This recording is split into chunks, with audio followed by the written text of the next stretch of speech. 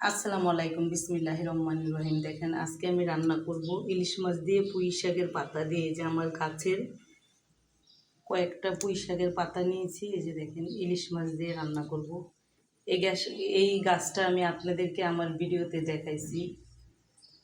এই যে পুঁই শাক দিয়ে ইলিশ মাছ দিয়ে রান্না করব।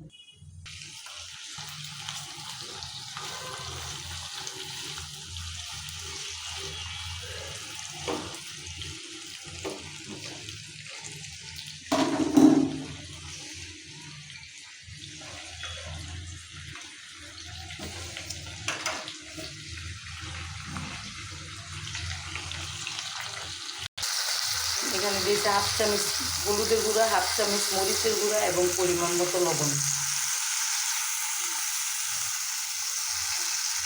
কারণ ইলিশ মাছটা আপনারা বেশি ডুবেন না, তাহলে ইলিশ মাছের গ্রানটা নষ্ট হয়ে যাবে।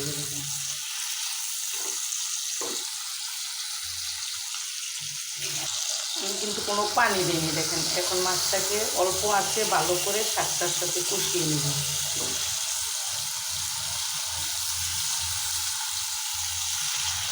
এভাবে উল্টে পাল্টে মাছটাকে সুন্দর করে ভালো করে কষিয়ে নেব। দেখেন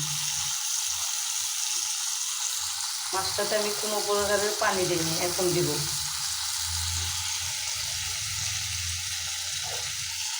সামান্য পানি দিয়ে দেব।